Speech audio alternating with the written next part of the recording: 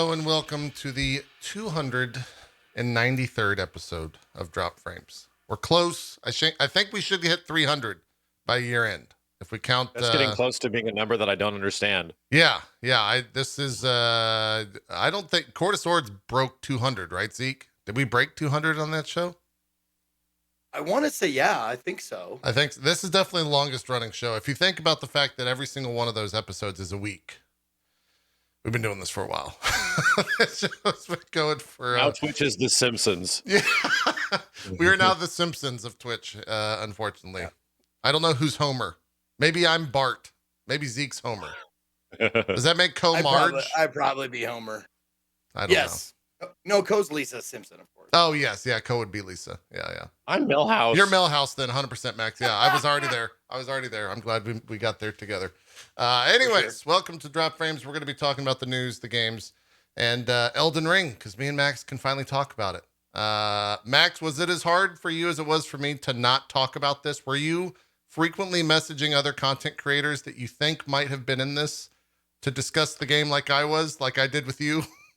I'm so glad you did to me, because I'm such an unsocial weirdo that I was like, oh, thank God somebody's contacted me about this.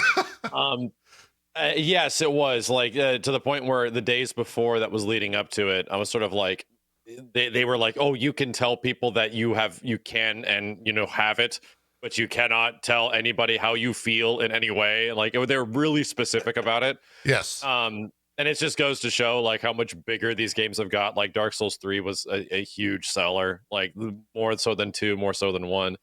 And I'm pretty sure their marketing efforts are going to be well underway for this thing, because this game is going to prime to be just as much bigger than 3, Yeah. It we'll probably spend an hour, if not a little bit more, talking about it. I'm not going to set a time limit on it, is essentially what I'm saying. I can show 30 minutes of footage. Max has already shown 30 minutes of footage, so if you want 30 different minutes of footage over on his YouTube, definitely go check that out. And then there's a bunch of other content creators that I think are showing whatever 30 minutes of footage they want. We were not limited in terms of what we can show, only in time. And like, what is it, a demo, the beta, the network?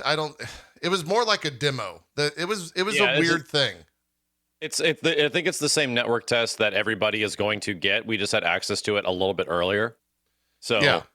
The one that's showing up on Friday is pretty much the experience you'll be having. Correct. Yeah. I guess let's jump into it. Zeke, I would love for you. And here's where it gets weird is like spoilers are definitely going to be said.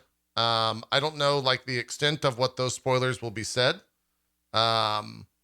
We can discuss bosses. There was a lot of mini bosses. There was one big boss. I don't know. You've seen all of that stuff. Like most everything that we'll talk about was in the gameplay preview that they showed last week.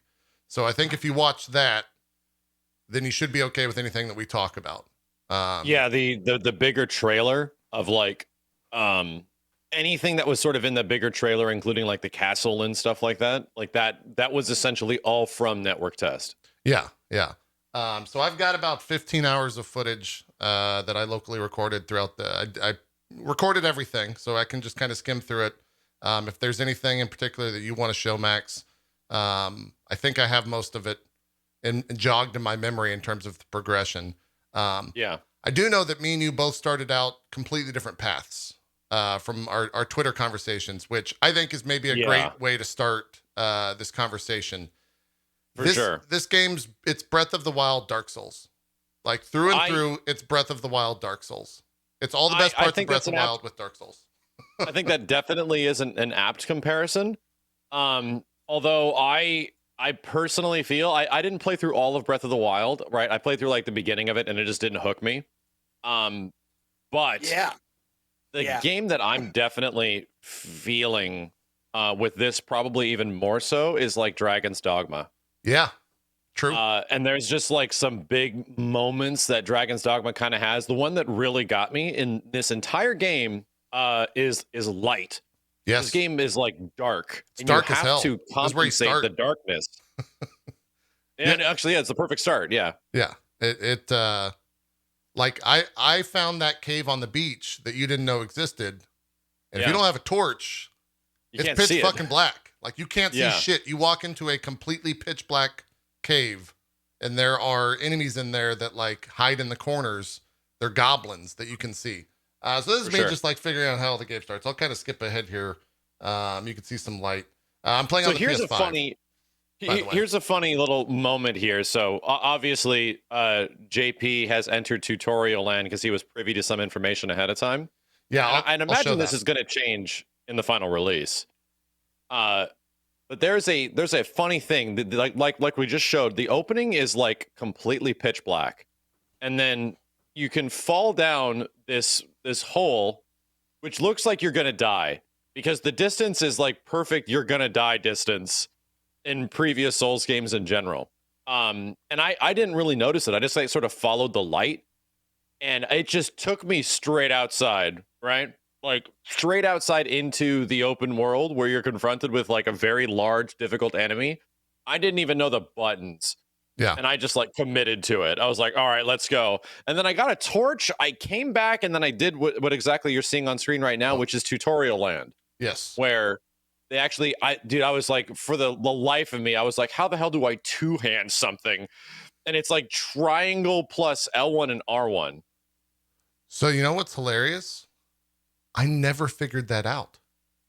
Did you not? Yeah. No, I kept unequipping shit and like pressing triangle, and it was like weird. He's not like gripping it with two hands. I don't really know what the fuck. So you have to press R1, L1, and triangle. So it's so you don't have weapons on L1 and R1. You can have 3 weapons on L1 and 3 weapons on R1. It's triangle L1 to single hand that one, or triangle R1 to single hand that one. Gotcha. I never figured that out. And it's kind of important you mean because you mean two-handed. Yeah. two-handing. Yeah, actual usual. I'm gonna be brutally honest with you, Zeke. Have you played Dark Souls 3? Yeah. Oh yeah. Okay, you're gonna be pretty fine. You're gonna be just fine. Like, okay, the game for the most part, like animations, even some enemies, like there's a lot of Dark Souls 3, just in this, like a whole bunch, and a whole bunch of Sekiro, and it pretty much comes across as like it's gonna take all the things that have worked substantially well from the Souls series in general. Like the first dude you run into, there's like an enemy that you first see when you walk out of this place into the open world. We'll see him here. And this guy is like, my name is, something Oniwa, like the guy from Sekiro that has like his crazy horse that like slaps you with a pole arm. He is like that dude, but slightly altered, but with a giant shield and a huge axe kind of thing. It's like, this is a very similar fight to that guy, Yeah. It yeah, I can't believe that's how you dual wield, or that's how you two-hand it. I don't know if I would have ever two-handed against a boss, but it would have been nice fighting some certain enemies to do a little bit more damage when I'm poking. Yes. Just as a it also reminder, helps because you naturally go ahead. How do you two-hand in Dark Souls 3? It's usually regularly. I think it's just triangle. You just press triangle. Right. Yeah. This is the first thing you see, by the way, when you step out of the starting area. Why would they change that? I wonder. Like, is there? I think it's because there's so many. So I don't know exactly, but there's so many different weapons you can have on L3 or R3 now. That I think they want to emphasize it because now your L2 button is super important. L2 is like your weapon skill. Every weapon can have a skill now. Every weapon can have a skill that you can swap in and out like almost freely if you get to a specific like a bonfire. So you'll be doing a lot of like weapon skill hot swapping like crazy when you get to bosses and stuff like that, because there are so many weapons. Even in the beta, there's so much stuff they give you. It's like, damn, dude. And the craziest part about the weapon skills is that if you have like a spear or if you have a sword, they kind of like do different things. Like some of them will have like a generic like lightning strike or something that you can do. Yep. But in some ways, like they're sort of unique per weapon. They have like different animations. Perfect example is the shield that I'm using. I found they're called Ashes of War, and they're found actually throughout the world. You can just like stumble upon a mini dungeon or a mini boss that will give you an Ash of War. There's creatures on the ground that you have to kill, kind of like the Twinkling Titanite creatures that would run away, the lizards. If you find those and kill them before they disappear, you'll get the Ashes of War. So for the shield, I found one that it casts like a spell and it has a pretty long cast time and it slams onto the ground and it creates this like benediction ring where if you stand inside the ring, you get higher armor and it also heals you over time. And so when I fought the first actual big boss, I turtled. I would just sit there and stand inside this ring with my shield up, which had 100% fizz reduction, and just like wait for his attack. I didn't even realize it. I didn't even realize it did that. I thought it was like I thought it was mostly just healing. Yeah. I just used it as like a healing ring. Yeah, it gives you a slight like physical damage reduction or something like that. There's a buff that popped up for it. But yeah, we're kind of getting ahead of ourselves because Zeke asked the questions. I think that's maybe the best format for this. Jumping? Yeah, you can jump. Yes. There's a dedicated jump button, and it's needed because the way that you get about in this world is it's not a Dark Souls game in that sense. It is a Dark Souls game in some aspects of it. Oh, but it's a Dark Souls ass game when you're in some aspects of it. It's a Dark Souls game. But when you're in this part of the world, like journeying around, you like, I need to probably just skip ahead because they're going to show the map here in just a second. I'll find the map part. But I go and like think, okay, here's that mob that Max was talking about fighting. This is the first creature that you find. I fought with like no game knowledge. Yeah, the game teaches you to like, sneak. Sure. It teaches you to sneak right before this and says, hey, you can sneak around if you want to. Sneaking? Yeah, there's mob detection. Sekiro sneaking. Yeah, you can straight up sneak around. Also, all these creatures that you see, like this goat or whatever, and those eagles that you saw, if you kill them, you get items, and those items are used for crafting because there's crafting in the game whenever you walk around. Crafting? You can craft bow and arrow, or you can craft arrows, you can craft sleep arrows, you can craft shit healing ton of stuff for your horse. Yeah, there's also a horse, by the way. Hold on. Crafting. Now I know there was a horse from the preview, but yeah, the crafting thing. So, like in the old games, you'd have infuse stuff with different stones or whatever. Yeah, that's in the game still. So do you? Okay, so yeah. I was wondering if you do that on your own now, or you still have to find a blacksmith. There's still items that you have to go find that'll be like resins and stuff like that you can like make a fire weapon, temporarily. But in the crafting, we don't know exactly how many things. If you can like craft resins on the fly, most likely you'll be able to because the crafting is cookbook / like book enabled. Yeah. So your character has to essentially find like a book of stuff that is craftable, and now you can craft it. Yep. And so those things are hidden in dungeons. There was a vendor that had like 2 different cookbooks of different things that I could now craft. Yep. Yeah, he has got like the basic introductory stuff, and then hidden in dungeons or off of bosses that you kill, or in the area where a boss is killed after you kill him. So they drop stuff. To go back to the first question you had, Zeke, which is jumping. So jumping's important in the main world, right? And getting around, and it's like nice and responsive, and it's kind of cool. But here's the crazy thing. So jumping now is a huge part of combat. Yeah. Jumping strikes, which is jumping light and jumping heavy attacks, are now like substantially affected in combat to the point where, in my opinion, like the jumping heavy attack is a substantial like guard crush sort of like stagger attack that works against the majority of enemies in this game and will lead to like visceral attacks, like critical strikes. And I didn't know that because Max was like, yeah, I jump strike the boss. And I said, you what? He goes, yeah, I jump strike the boss, and it like staggered him. And I was like, what the fuck? And jumping is like, I'd argue currently in the game, like the jumping R2 is almost too good.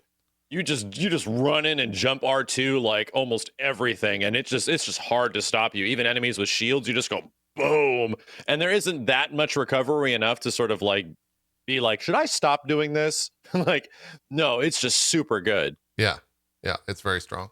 So here's what I was talking about, Max, when I was DMing you. I just immediately went to the beach.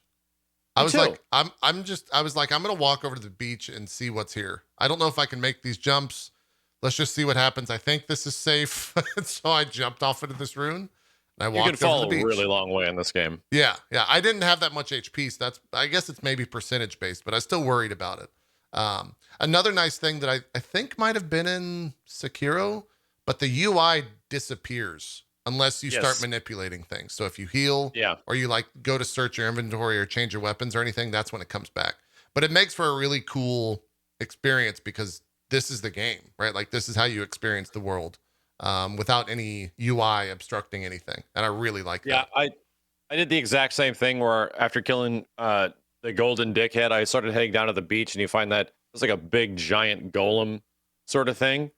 And there's a lot Oh, of yeah. weird, interesting stuff that happens on the beach. There's like NPCs and enemies that you don't know if they're friendly or not that are like pitched up and camping and stuff like that and weird mystery stuff. Yeah. So it's kind of like, and I missed the cave down here completely until you told me. So there's a lot of cool stuff to see, but it's pretty obvious that you're supposed to have your horse by here. But the cool thing is that you're supposed to have a horse when you fight the golden dickhead at the start too. Right. So you can approach the game in a lot of different ways.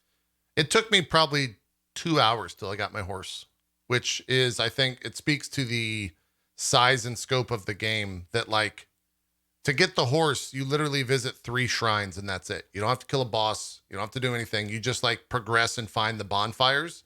And by the time Yeah. you get the 3rd bonfire, some stuff happens and they're like, here's a horse. It took me 2 hours to do that because I was just like, wait a minute, Yeah. can I go over there? Or wait a minute, what's that? Yeah. Oh, why the fuck? Oh, that thing looks crazy It's- on the beach. Let's try to fight that. It's not even that because that essentially after like you open the first door of the game, the first big open world door, that thing's like 7 minutes away, possibly even less. Yeah. And it's not far. And the game actually does all these things to sort of guide you in the direction you need to go. Every single bonfire has this like drifting, like sort of like after image of like sparkles that go in a direction. They're like, oh, this is the general way you should be going if you're wondering. And it doesn't act like a straight line. It just gives you a general direction. But my God, dude, every single time that happened, I would just be completely deviated by something in the world or the environment, and I have to go check this out. Like I Absolutely. can't help it. Yeah. It's funny because I think whenever you play a new Souls game, when you first start out, there's this sense of being so afraid of the creatures. You have no idea what, like, I have no idea what this is going to do to me. And then I'm like, oh, I almost 2-shot that thing. So I get a little bit of confidence, right? Then that confidence overwhelms itself and I go up against the boss and just get absolutely murdered. Oh yeah. Or I start doing this type shit where I started out as the mage class, Zeke, which will interest you. And I was like, oh, this is very strong. I'm casting spells and it's doing great. They have a little bit of tracking. So if they like circle strafe me like that, it doesn't go that well. But it still does pretty good damage. I will also say, oh yeah, this this part's is important important on screen too. Yeah. So when you're in the open world like this, there's really 2 different versions of this game. There's the open world aspect and then there's the dungeon aspect. When you're in the open world aspect and those 4 creatures that I just killed, they will refill your Estus flask a certain amount depending on the encounter. So you can pretty much venture through the open world as long as you're killing creatures as long as you want, because you'll constantly get Estus back. Yeah. And I think that's a really nice touch, and it keeps the Dark Souls feel in it enough while also allowing you to explore the open world in a way that's fun. Because if they didn't have that, eventually you can only go as far as your Estus use, right? And that would be kind of boring in a lot of ways.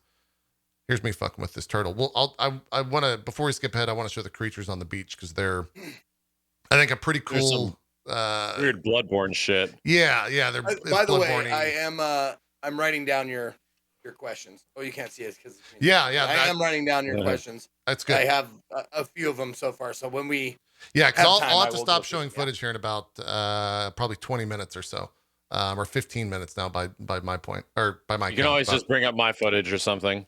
Yeah, I don't. It's weird. It's a weird rule of like showing this footage. But anyways, this is like a octopus that is a nightmare creature. It's just has a shit ton of health and kind of has like a gimmick to how you're supposed to defeat it. So you found the gimmick too, right? I found the gimmick very quickly, or at least I understood what was happening, but I didn't necessarily know like how to defeat it. But then once I came back to this, these guys were very simple. Yeah. But that's a terrifying thing to see as you're fifth creature in the game, right? To like stumble upon this monstrosity after you I fight mean, some it's fucking not that goblins. terrifying. I mean, if you live with someone who has long hair and you've ever had a snake a drain, like Yeah, that's and then Accurate. I'm missing the actual mechanic there as well, which I thought was very funny. Let me skip ahead real quick, and I'll show you the cave. I think I go to the cave. Or maybe I just fuck more with this thing. Just Oh, work on this dude Okay. for a while. Well, we have a second weapon durability. Is that a thing? I don't think so. I don't think so. It was never painfully obvious. Yeah, I never. Here we go. So this was the thing on the side of the beach. You can see how dark it gets. I don't think it's a thing. Yeah. I don't believe it's there. Also, just the idea that this thing was called the Dissenter's Cave scared the shit out of me. The fact that I was playing alone in my house in a dark room. Dude, and I think your character, at least from this footage, actually has more like world light to them. You know, Really? like how your character can glow more. Yeah. I played the like the wolf class, the one that was all the way on the right, Right. and this cave was way darker for me. Yeah. I was like, oh my god, like you have to have a torch. This is even brighter than I saw. Yeah. It gets pretty dark when I go into the second area here. And in fact, I think I turn around because I'm like, I have to have a torch. Here's me looking for one, if I recall. I also put some stuff in like the chest, which there's no, as far as I know, there's no like encumbrance limit or there's no weight limit. I never encountered it, at least in my gameplay, but I guess you can store all that stuff in a chest if you want to get it out of your inventory. Yeah, there might be like a hard item limit on the character. Did you just have limited inventory now? Yeah, maybe. I did end up finding something though that like increased your. That might have just been equipment burden. This is how dark this shit is. They do a cool thing where they put these little like moss that you can actually loot on the walls, and so there's like a very slight sense of height.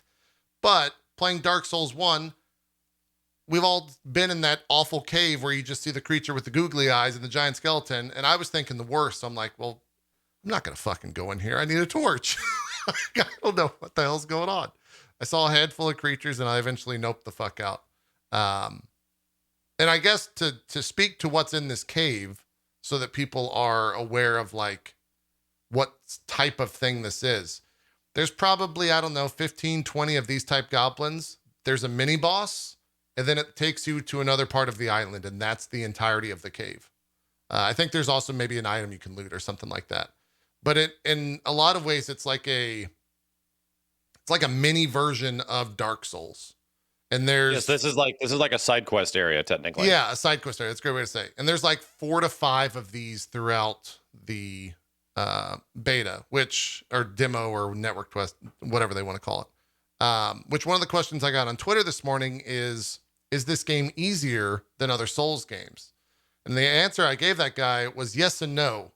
Yes, because you can do this type of shit and level up, and it's much easier than like a normal boss. No, because there's a normal boss in the game and he's a fucking monstrosity and he's a nightmare and there's a straight up Dark Souls, like full on encounter dungeon type deal. So yeah. I think in a lot of ways, you'll be able to like overpower yourself for future encounters just by like exploring the world and finding shit. If you find something that you like beat your head up against the wall, just fuck off and go another direction. Yeah, exactly. And there's a new accessibility to the game too, where around some of because there's bosses in the dungeons and there's also bosses in the open world. Yes. And if you're kind of aware around a certain area, there are these little like idols that are around certain big encounters and areas that are like littered throughout the game, but you don't really notice them. You come across them and you pass them and that's about it. Anyway, these idols act as sort of checkpoints, and not as much. They don't act like a bonfire. You can't like engage with it and attune stuff and stuff like that. But if it's like a big open world boss fight that's pretty far away from where the encounter is, the bonfire is far away from where the encounter is, you can have the option to repop at like the idol or whatever the heck it was. Yeah. And so you're like right next to the boss fight this time. Yeah. And they're smart about that. And I think that's maybe one of the best changes to the game is that they're aware that like Dark Souls games are hard, and they found a nice, I think, in between space of making it accessible is a great term for that. Here's a random thing that you can find in the world, by the way. This caravan being pulled by 2 giants. And you can kill the giants and some shit will happen. And I found this very early on. I think Max did as well. And it served us very well. Damn, step that guy off his horse. I was very lucky to have done that. That's some horse combat. I have my horse at this moment. I've definitely found myself in like a little bit of how I played The Witcher was I just never rode the horse. I was just annoyed by it. But I think actually once I started getting used to the combat, it was a pretty fun experience. Especially when we fought the dragon, or when I fought the dragon, which was on horseback, and we might show some of that. Maybe not how you see the dragon or anything, but maybe just the actual fight. I'll skip ahead. Yeah, that's definitely gonna be a big part of the footage that everyone's putting up. Yeah. Zeke, you had a question? I have lots of fucking questions. Okay, let's go like 10 more minutes. Keep collecting them, and then I'll turn off the footage and we'll just answer questions. Sounds good. Max, what? Is there anything in your footage that you didn't show that we should show? So that way people can go watch your footage and maybe get more with the combined footage? It's sort of like just a mixed mass compilation where I'm just sort of going over my impressions and then I just edited together all the things that match what I'm saying. Yeah. So mine is like sort of slapped together of a little bit of everything where you see almost every single boss. You see almost like a little bit of every single area. My question for you, JP, did you eventually run into the bloody finger guy? The guy in the cave, or sorry, in the like ravine where you got invaded. Yes. That was pretty late in my session. That was a cool moment. It was. It was a scary moment because of me knowing the quality of PvPers that were invited to this thing and immediately thinking like, fuck, I just got invaded by like Peeve or by like Oro or like some fucking godlike PvPer that's just going to destroy me. And it was luckily just like an NPC, and then some other shit happened, and yeah, it unfolded the way it did. Yeah. But yeah, that was a very cool moment. Cool I wish there was more. You know? I wish there was more to him, and there obviously will be in the main game. I think they stopped his dialogue after that encounter when you go to talk to him. I think, did you kill him by chance after the encounter? Oh, the guy that helped you? Yeah. No, I didn't. I think you can kill him and get his helmet, because I saw a couple like ghosts or whatever walking around that had that helmet, and I don't know where they got it from. It's got to be. It's got it. There's no other really like enemy characters, or I'm sorry, player characters like in the world that can sort of give you gear except that guy for now. Yeah. So that makes sense. Yeah. And so a lot of people are killing him. Here's a little bit of the environmental stuff that happens in the game. This is progressing the main story. This was also the wall, funny enough, that they had put in the game. So whenever I saw this, I was very sad because there was always something very cool on the opposite side of the wall that I could never interact with. Whether it was like I don't know, like a small dragon flying around, or a giant plant, or a piece of loot that was right there next to like this weird guy just sitting in the middle of the field. Which I'm very intrigued by that aspect of like why these people just camp out in a chair in the middle of nowhere, and what that was all about. Dude, look at those trees in the wind. That's fucking awesome. Yeah. Yeah, there's some areas that are severely affected by weather that look pretty great. Yeah. And I'll also say this, I wonder in the grand scheme of things, like how big this game is. Me too, because the maps and the environment. So here's how I kind of described it. You remember in Dark Souls 3 when the DLC came out, the Ariandel DLC, and you had these really big snow areas. Yeah. Like absolutely massive open / like outside environments, but they still felt like Souls like outside environments. The open world map feels like that to me. Right? It just feels like larger in scale versions of that. So if I would specifically be like, does this feel like Breath of the Wild? Like, not exactly. Like, it doesn't feel like I'm just going to cross over every mountain, jump over every valley, and then do this stuff. I can see the map, right? I can see where the game wants me to go. Sounded like a country love song just there. It's like, I'd cross every mountain, I'd jump over every river. they clearly don't want you just to like start swimming across the ocean and I can just do whatever. Right now, like it looks like there is going to be the exact same amount of like what quote unquote wide linearity that the Souls series already has, where it's going to essentially siphon you up here and you're going to have to go through the castle, like that's going to essentially be it. Well, the world is so going to be connected.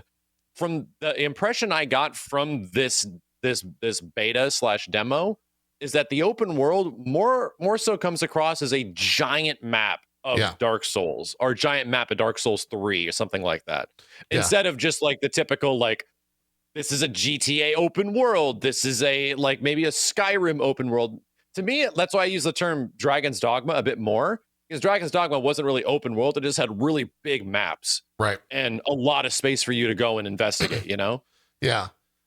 I agree with everything that you said, and I mean, I put at least, I think 15 hours of footage is what I ended up capturing, and some of that stuff was me just kind of fucking around, so it wasn't actual content being played or anything like that. But with the idea that you find pieces of the map, there's got to be more than 2 of those, right? So that's at least like only a couple. Yeah, that's at least like 20 hours of gameplay for me, for my type of style of Dark Soulsing. And so I could see like this game being very big. And I think it also speaks volumes, the fact that when we started messaging each other in DMs, me saying like, did you go to X, Y, and Z? And you're like, what the fuck is that? Where do I find that random cave? And so like finding that type of stuff, I think will make the game infinitely longer, just because you're going to be wanting to explore every little nook and cranny of like a wall line or a mountain line or something like that. Cause they're going to hide that stuff very well. And they already have done it very well in the game that parts of the game that we've seen. So as a point of order, this is not a dragon. It is a wyvern. Is it? Dragons have 4 legs and wings. Wyverns have arms that are also wings. I called it a creepy gecko. It is what it is. He does breathe fire though. Here's that shield thing. You can see me camping because I've run out of Estus. So I'm just sitting here in the heel waiting for this thing. You can also straight up disengage from this because it's an open world encounter. He's not always aggroed with you. So it does kind of lessen the I guess difficulty of it. I always ran back in and engaged him super fast because I was assuming he was going to get his health back. Right. I guess he just doesn't. He doesn't. Wow. I was talking with Peeve as well, and he was on horseback, and he just like, he would go certain areas while engaged, and the creature was kind of fucking buggy, he said, apparently. So I don't know if that's some stuff they're going to work out. This is all like obviously stuff that needs to get ironed out. I'm very excited. You can tell by my constantly teabagging the creature. Have you never played a Dark Souls before? Why are you hitting its foot? What do you mean? You gotta cut off its tail to get the weapon, man. Dude, the entire time that was happening, I was like, wait a minute, should I be? God, I bet you could cut off his tail and it probably does something. I'll save that for the main game. I was definitely doing that a lot. But yeah, Max, you didn't cut off its tail by chance, did you? I wanted to, but then it was just like, it's so damn hard. Like you have to manage the horse and do all this stuff. I probably, if you fight the boss a few times, I think you could probably try to hit the tail, but that dude is big. Like reaching the tail will be difficult. Yeah. I'm trying to find. Here's a little bit of footage on. This is towards the end where I'm just kind of like riding around. But so you can see a little bit more of the open world. There's a day-night cycle, and you can also go to a bonfire equivalent, a grace point, and change the time of day that you want it to be at. There are things that change in the world. One of them you're seeing right here. At nighttime, these things start spawning. And it's pretty cool when you're just riding around on a bridge and you see this thing just standing there. Granted, wasn't that difficult because I was already super hurt, like leveled up, but I can only imagine more of these things popping up and them being even harder to actually fight. The only reason I got through this is because I had so much fucking HP by this point in the game that didn't matter. I could just kind of heal my way through it. But really badass to see that there's different things in the world depending on the time of day. I think that you imagine that just based on the world itself, there's going to be a lot of time-dependent events. Totally. There's probably going to be a whole bunch of items and much less flora/fauna Yeah. that only occur at certain times of the day in certain areas. So it'll just be about figuring out and discovering, like, so what the hell do I got to do to craft this, or where the hell do I find this crazy marmot or something like that? And you're gonna have to show up at some weird part of the map at night or something. Right. Why didn't you I can just summon already your see that being a big Patronus thing. to take care of that guy? He did look a little bit like that, Zeke, for sure. That was one thing that I was kind of upset about, Max, and I don't know if maybe I just didn't find the spells. All of the spells in the network test, they were all faith-based. Like, I found There was nothing that was like arcane. I had 2 spells that I started with, and I never found any other arcane things.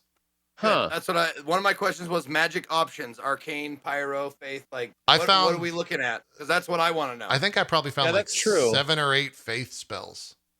There was some pyromancy kind of stuff. I didn't use a magic user at all. Yeah. Outside of like the fact that your magic points are used in weapon skills as well.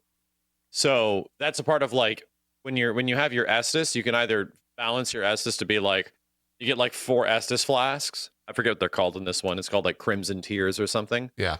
And you can drink 4 Estus, or you can balance it back and you can choose, all right, so I want 3 regular Estus and 1 blue Estus. Or I can't remember if that was what Dark Souls 3 was like. It might have been. Yeah. Yeah, where it's like you can just balance the FP of your character with your flasks. Yeah. And there's also a third type of flask where you find things. It's like a magical concoction or something like that. And you find different versions that you can then mix into this like hybrid flask. And so I had one that increased my stamina and also healed for half my HP every single time. The other ones that you can put in there, like, is it restores FP, which is the mana. And there was also one where it blew up when you drank it. And I didn't understand what the fuck the point of that was, unless maybe it has some sort of like, you can throw it at I accidentally put it with like heal and blow up. And so then I went to heal and then I blew up and died. So it didn't really work out in my favor. Yeah, I don't even know if I ended up using those items. I was trying to figure out, I'm like, do these give me more Estus flasks or something? I just couldn't.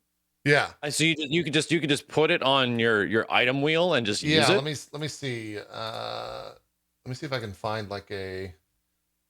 So right here is like the flask of Crimson Tears is the HP, and then the one below that, which I might end up using in this area, was the like the hybrid one, which was stamina and HP that I used.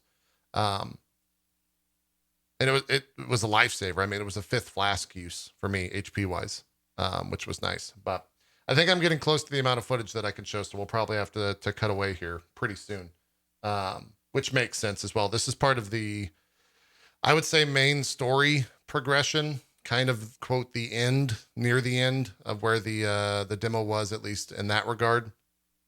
But they do the fire barrel trick where if you run up there, you fucking just straight up die, and that's always fun. And I actually did you struggle with the guy in this door to the right? Oh, who wouldn't? That guy's a motherfucker. He's a piece of shit. And it's another fight that's like almost completely in pitch black. Yes. And you're like, dude, I have to use a torch in here. Like I have to like put away the shield so I can see what the hell's going on. He was just a bastard. One of the like cheat sheets, I'm going to cut away now. One of the cheat sheets was like use magic on him. So I stood in the door while he was on the other side of the door and just like pelted him with magic, but I didn't bring enough. I had all Estus on life instead of FP. And so like I drained my magic bar and it did like 1/3 of a bar to him. So I had to actually walk in the room and fight him, and it didn't. I had to go back and do that a couple times. I think I ran that whole area like 3 or 4 times before I eventually killed him. I was like, this guy's a pain in. But he's technically like the last dude you fight. So yeah, that makes sense. And even then, I had like 20 strength or something like that, and I was still only hitting him for like 100 a swing or something like that. He was still a bastard, regardless of what my level is. So. Anyways, that's all the footage that I can show. Max probably has does have a bunch more footage if you want to see more of the game on his YouTube channel. Zeke, I know you've In got questions from chat. 4K. Yeah, in 4K. In 4K, I'm sure.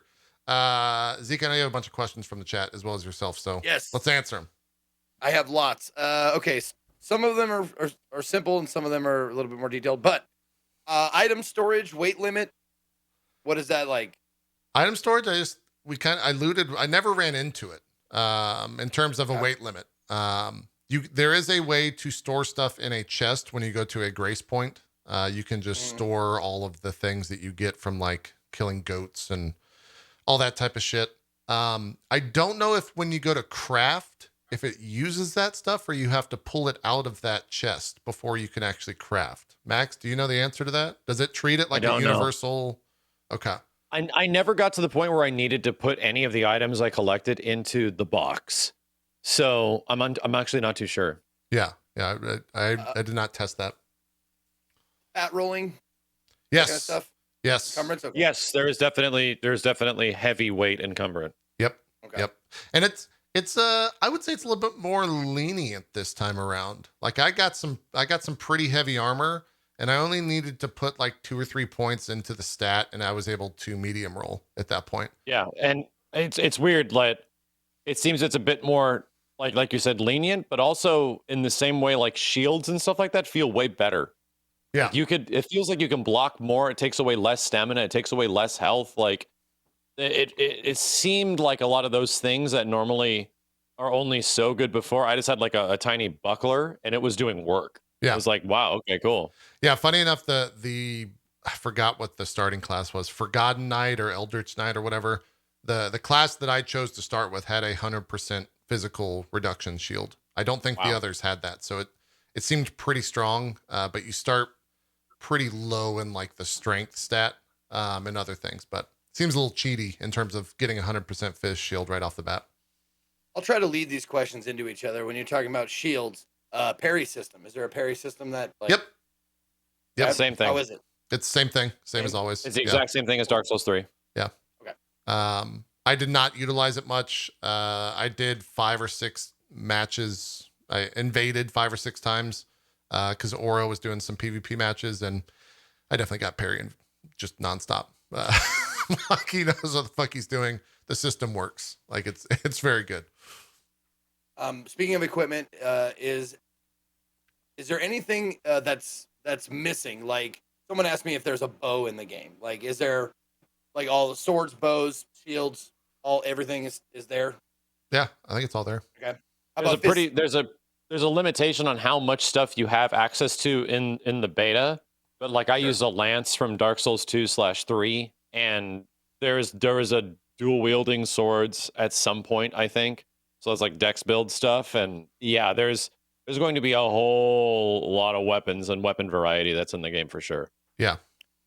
There's also fun. scale- There's like Hawkeye utility arrows. You can get a sleep arrow, and you can just straight up sleep dudes, which is kind of interesting in the open world. Like if you want to sleep a bunch of people that are maybe higher level than you, and then you go and loot the treasure that they're like guarding, you could totally do that. Is that like? Do they limit how many you can do it by like the ingredients you have to use? I think you can have maximum 10 on your person. How rare they are? I think you can have 10 on your person at maximum. Okay. All right. Let's see. Classes. Are there like how many more, less? There's 5 starting classes in the network test. I don't know if there's going to be more. There wasn't like a depraved. We didn't get create a character. Yeah, we that's true. We did not get to like create in terms of make our like character pre-made crazy. Classes. Yeah, yeah. And I didn't see like a depraved where you start at 0 with like no stats. Every class that we had started at level 5, and they had like their own set, stats and everything associated with them. And I'm seeing a lot of repeat questions for people who are just coming in. If anybody in chat would answer those that we've already answered, please, so I don't like feel bad if they go. I don't want them to be ignored. All right. Oh, bonfires, fast travel. How anything?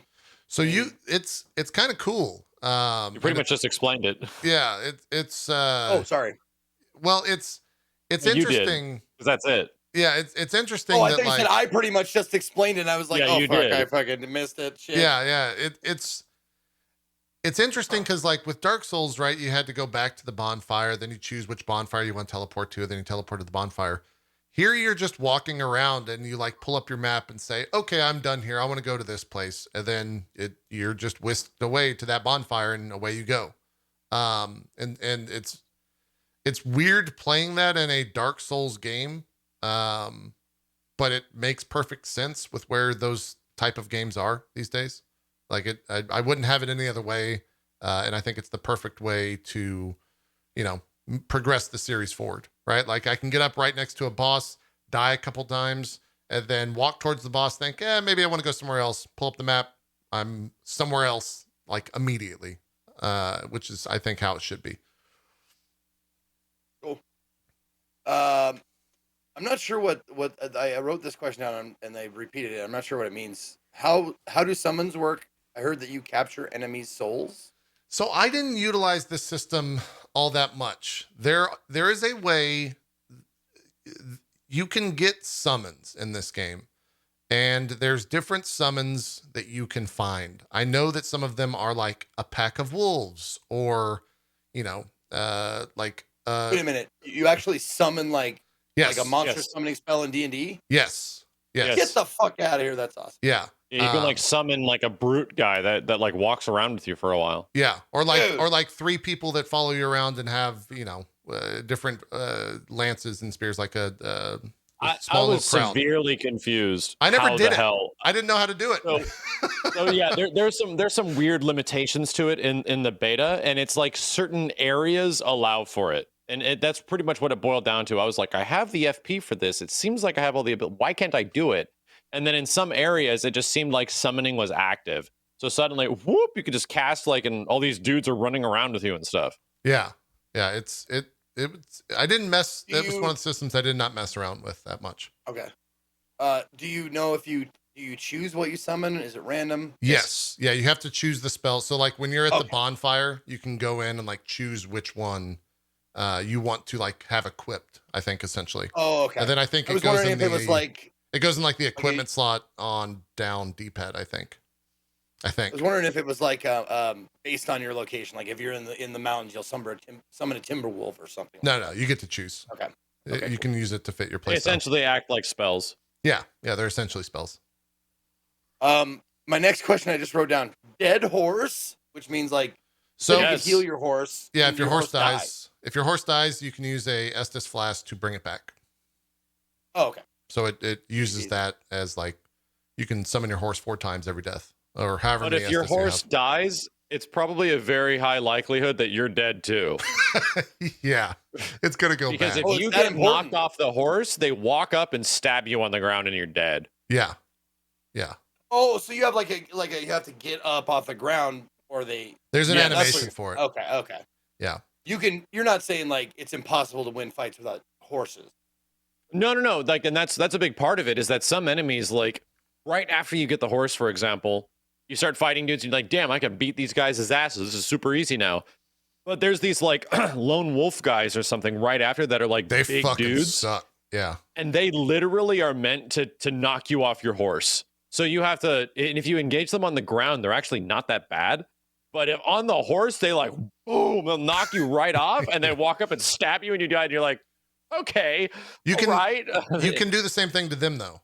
So one of the spells that I had was like it's like a thrusting great sword of like arcane energy. And so when they were running at me, it has a little bit of a wind up. I would start the cast, and by the time I timed it, got good enough at it that I could time it that like right when they were about to swing at me, this like giant fucking arcane sword would go straight through the horse, knock them off. They'd fall to the ground. Then I'd walk over and just stab and one-shot them. It felt fucking awesome. There are some pretty great moments with these guys because they're also on like horseback and they're hunting you down with the dudes that are on foot. The first time I engaged them, it was kind of neat because I had like a lance and I was just like booking it at this dude with this thing. I'm like, let's go. And this guy's like, ah, like, I'm like, damn, this is pretty fucking awesome. Yeah. And then he knocked me off and I died. I was like, okay, that was cool though. Yeah. Horse feels great, by the way, in terms of responsiveness. It has a dash to it.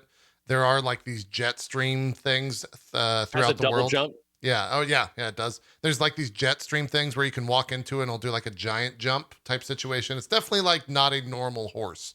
It is a mystical ass horse. That was my next question. Was on a scale of 10 being the best and one being Roach, how how controllable is the horse? Does it feel really good? Very or- good. Yeah, I thought Good. it felt great. It could. You didn't have to. They didn't try to like mimic how an actual horse would feel. Right. Good. It feels like a gamified horse in a lot of ways. Yeah. It's not slow. like It can that's turn a- a that's a corner real pitfall. quick. It's got a dash bound to it. I mean, you're fucking like jumping up like 100 feet into the air off these giant airstreams. The thing is very much Yakul from Princess Mononoke. Yes. Yeah. It's Very it's much. the yak, the weird yak. It's like it has like very similar animations. The red elk or Kinda, yeah, Yeah. like kind of Okay. has these too and everything. Like wow, okay, you can just straight have a Shitaka build if you want. Okay. It's good. all right, next. Where are we at?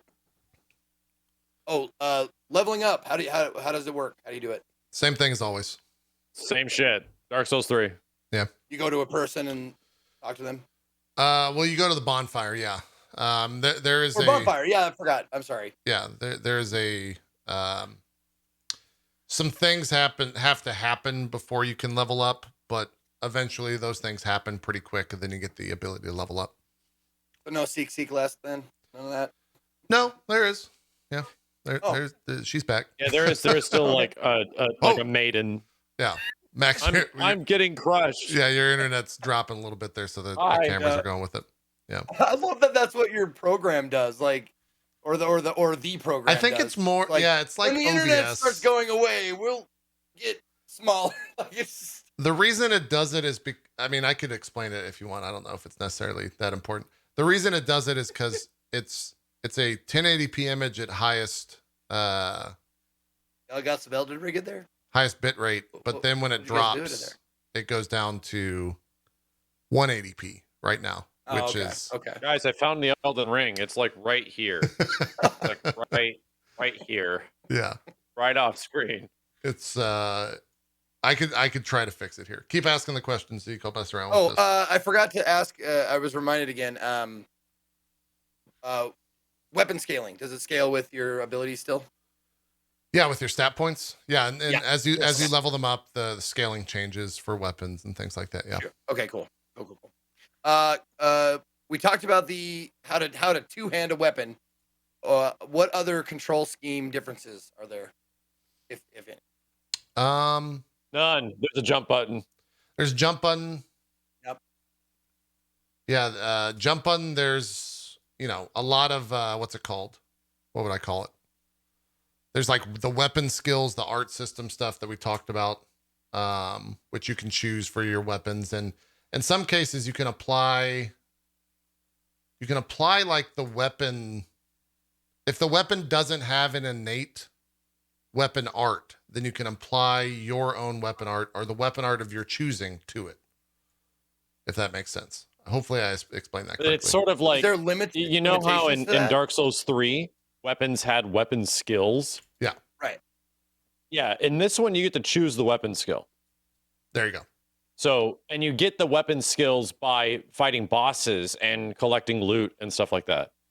So, my question becomes then: there was like a hack or a cheat or whatever you want to call it, where you could use the weapon skill like on the dragon's tooth, but Yeah. you could use like the S-Stocks like stabby skill with it. Is that like kind of what they did now? Like you can do any weapon skill with the weapon. As long as it doesn't have Pretty much. Yeah, as long as it doesn't have like an innate weapon skill to it. Like if Okay. it's a unique So, enough like weapon. for example, there's weapon skills that are like meant for like main hand weapons, like swords and stuff like that. That almost feel like they work with everything. They have like different animations and stuff like that. Yeah. But there's also shield weapon skills that work on like the majority of shields. There's bow and arrow weapon skills. There's like something for everything. And you just what I like about the game is that you get these skills from killing bosses and large world enemies and stuff like that. Yep. So you're really incentivized to actually go kill these things because you literally get new gameplay by doing it. Yeah. And also, as chat's pointing out, some of those skills are based on weapon type. So like thrusting weapons, slashing weapons, blunt weapons. Have like You a know- stabbing. Yeah. So you can only use like that one specific weapon art with all of the slashing weapons. for example. Someone said power stances from Dark Souls 2. I can't remember what that really is. Yeah, to I'm be trying to honest with think you, what but- that actually. I'm actually unsure. I'm not Okay, sure cool. what the power stance is. Moving on. Swimming. Chat saying it's Is there in. swimming? There's no swimming. No, you Oh, swimming. No okay. swimming. you still drop off the face of the earth when you walk into the water. How does the rolling iframes? How do they feel? About the same or any Felt change great. there? Felt like Dark Same Souls. as Dark Souls 3. Yeah. Cool. Yeah. Yep. The first big boss you encounter, you pretty quickly realize that like you have to actually start rolling for iframes, and it like requires you in a lot of ways to have that skill down for that boss. Gotcha. All right. Next question is I've seen this a couple times. How is the audio, the music, the sound design? It's fucking awesome, and in a lot of ways it's great for bosses and all that stuff. You know, it's your classic Dark Souls. I don't know if, and this kind of gets into a grander conversation that I think is maybe a little bit streamer centric, but when you play games on stream, chat kind of fills the void and you lose a little bit of the immersion, right? And so when you're just playing a game, when you're 100% focused on playing the game, and while you're walking around in this like very large open world that's like kind of bleak, you're not really sure why everything's so fucking downtrodden and like horrid or horrible in a lot of situations. There's just a very thin noise of just like a one note that just is straight super in the ambient. background. And it's just that one note just as you're walking around. And it created this atmosphere that was like, it kind of had me a little bit anxious at all times, as if anything could happen. And then a dragon would spawn in. Like anything would happen.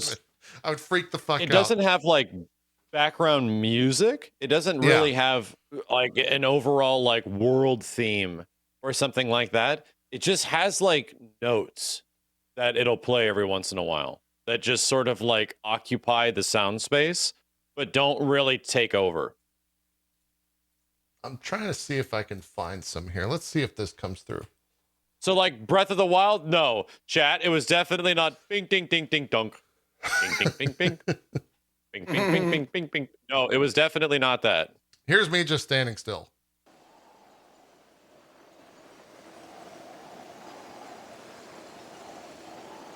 It's just this.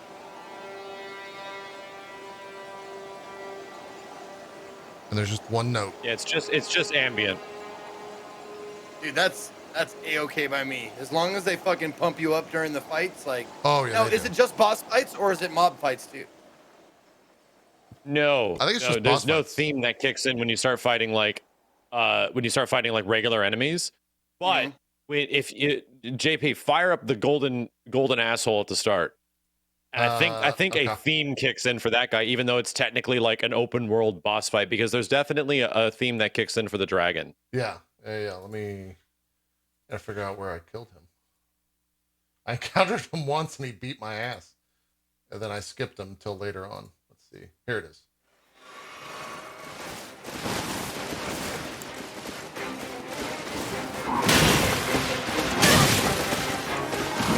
So that's me killing the boss, by the way, and not dying. Wink. No, that's the music for the first boss. Yeah. So the ambient music that plays while you're just walking around is awesome. Like dropping on that beach, seeing the giant, like horrific eldritch horror and those octopus creatures, and just having that like one note play in the background is like, oh fuck, I don't know if this thing's gonna like one shot me. Like it reinforces that feeling of a stranger in a strange world type situation. Yeah. How's The more I was. What? Go ahead. I was gonna change topics. If you're still on this, go ahead. Well, I was just going to mention, like when you're in the world, right? And it's I started to figure out what they got, because there's essentially like ruins, and there is like these chalice dungeon things that you can enter and go into, and then there's like unique areas like mines and stuff like that that are probably going to be sort of like specific. But the Chalice dungeony sort of things are very similar to Chalice dungeons. You go in, they have like a look, and then when you get in there, they have sort of the same enemies, and you have to unlock something, and then you get access to the boss. Yeah. It's not super complicated from what they have in here, but those are going to be littering the whole world, right? They are effectively, the Breath of the Wild puzzle like dungeons that you kind of run into. Without there being puzzles, they're mostly combat oriented. Yeah. And then you have these ruins, right? Like just ruins of what a city was. Yeah, shrines. And the ruins of cities have a focal point that eventually lead you to go like down into a room and you get a chest. And there was a couple of different areas that were kind of like that, where, oh, okay, I have to clear out all the enemies in this area, and then I have to find like what they're hiding. And I think one of them was like a full armor set, and another one was like an actual weapon skill, like an Ashes of War weapon skill. Yeah. I found one that was like something that you can, it was like a badge or something that you equip and you get a little bit more stamina from it. Oh, really? I Wow. didn't understand how to equip that until like towards the end of my playthrough. There's a lot of things where I think my Dark Souls knowledge kicked in, and my stubbornness to accept new or understand new things also kicked in. Yeah. It was like, this is fucking Dark Souls. I could do Dark Souls things. And then I would see something new. It's like, I don't need that. This is Dark Souls. And I just continued playing along until eventually I was like, let's see what this is all about. Let's see how this works out. And I found myself doing that a lot throughout the playthrough. Zeke, I think you were going to move on. Yep. 1 second here. All right. Okay, let's see. Oh, leaving messages. Yep, you can do it. Like with Soapstone leaving messages and all that kind of stuff. Did you come across any like? There was a ton. Or anything like that? Yeah, there's a ton. And they do a good job of, I don't know, because there's only so many people playing. Obviously, a lot less than there will be on release. And so I don't know if they were like created by From Software, or you would get like a joke one every once in a while. Mm-hmm. But there were also a lot of informative ones, and I don't know if those were like player created or Bandai or From Software created. I couldn't honestly tell you. Cool. But they're everywhere. And they're as spoilerish as you want. You can walk up and say like, or you'd walk up and see, 2 or 3 little death pools, little red blood pools, and then like 2 white messages, and you click them and it'd be like, strange enemy ahead, or hard foe. Try jumping. Yeah, try jumping. Or there was obviously a shit ton of, I never found a hidden wall. Did you ever find one, Max? I never found a wall that I could like. No, I didn't. Yeah, now that I think about and it would disappear. I never found it, but there was a lot of messages that people had put around, say like fake wall slash or something like that. But I never found one. Actually didn't. I was looking too. Yeah. I think the opening area has an item on a cliff that I didn't know how to get to. I didn't know how to get that as well. Saw that too, right? Yeah. I don't know if you find another path in there. That would be kind of a Dark Souls. I tried trope. looking, but there's like a not fog wall when you're in there when you activate one of the first like ashes area. Yeah. But probably something I'll have to check other footage to see if somebody else found it. Yeah. There was one in the trailer, so I know they exist. The trailer that they put out last week, but I didn't find one. I will say there were some dungeons where I cleared them and thought, okay, I'm done here, and then someone tipped me and said like, there's a boss there, by the way, and you have to like go and it was the one in the for example, it was the one in the mines. And so you have to like use your Dark Souls knowledge to be like, if I were a boss in an area, what would I do to try and find that type situation? And that made me very excited that they are going to put hidden shit all over this map. And so anytime I was going into, for example, some elevators, I wouldn't go up at first. I'd hit the elevator and be like, is there anything down there? Okay, nope. Let's bring that elevator back. Yeah. Now let's get out my torch as I'm going up. I didn't see. Let's go down one more time and just look to see if I can jump off anywhere. Yeah, that mine is so Demon Souls, it's crazy. Yes, it really is. That was like a Demon Souls inspired area. Definitely evocative of the mines in Demon Souls, without a doubt. So even to the game, like even to the actual enemies inside of it, they were like miners that had a shit ton of defense where you have to like backstab them to be effective. Yeah, and there's some cool interactivity where some enemies in the world react specifically to fire. So if you have the torch and you go to those miners and you poke them in the back with the torch, they go and they have the thing on their back and it explodes. Yep. Ah, Yep. You can do And fun shit like there's that. there's a plant enemy like just in a random ruins in some place Kind of where hidden. if you hit him with the torch, it lights him on fire. Yeah. Oh, I didn't know that. I didn't know it lit him on fire. That guy was a bastard. I had to like sit Yeah, there it's a and pain in poke. the ass if you don't do that. He's like literally hidden behind a wall up on top of like a hill. There's like this plant creature, and he just exists. And he's got a bunch of little plant creatures. And then when you end up killing him, he drops one of those ashes of war, I think is what he dropped. And so you get like a special ability from it. So that stuff's great. Like as long as they keep hiding and putting interesting little encounters throughout the entire area like that, if that's what this game is, this game's gonna be fucking awesome. Did you know what? Did you ever hear from anybody what you do with that lightning area? No, I just know that lightning happens. I know there's Yes. a bunch of giants there and they suck and you can't fight them. Exactly. There's a weird little patch where all this lightning starts striking like crazy. I couldn't actually get it to hit me. Yeah. And I was like, what is this? And it actually causes these weird like fulgur bugs, sort of like plant things, like lightning related, like, oh, so you get like a unique item here. Cool. But what the hell's with the lightning? Like, I don't know. get it. Like, that was one of the biggest questions I had about the open world. I found that place before I saw the dragon that you can fight. And so I connected the dots to the trailer where there's a dragon that has the lightning that he's grabbing from the skies. It strikes down and then throwing the thunderbolts at you type deal. And so I kept thinking like, oh, this must be the dragon that they talked about that said was in this. And so I messed around for like 10 minutes and then I got tired of the fucking giants chasing me around because they take so long to kill on horseback. So I just left that area. Yeah. Yeah.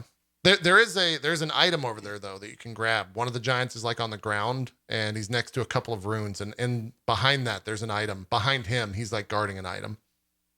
I don't remember what it was. I think I'm gonna miss that. Yeah.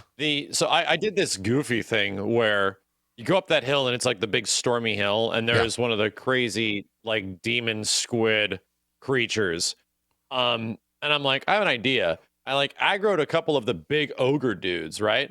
And I trained them over to the big squid monster. Did they fight? Where the squid monster was jumping in the air and doing all this crazy shit, but the squid monster was landing on the ogres, hitting them, and they were like trying to hit me, but beating each other up.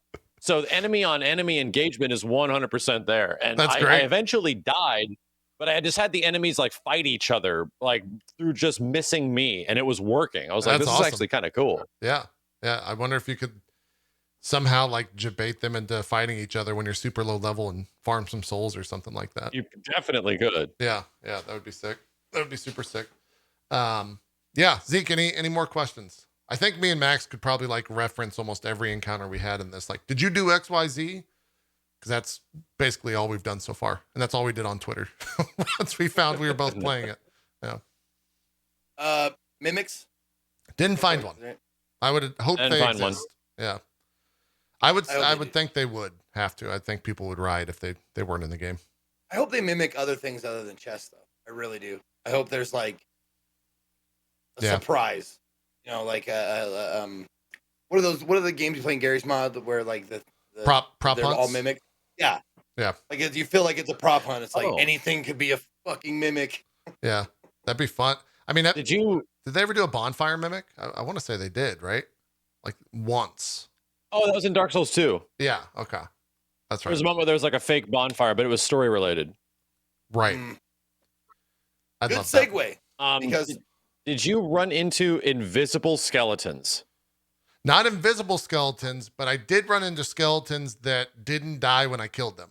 And I thought there was a necromancer around. Turns out when they're down on the ground, you just have to hit them again. It's like an extra double tap situation. You hit them before they resurrect. Yeah. Yeah. I know where you found those guys. Yeah, they were around the weird jellyfish things.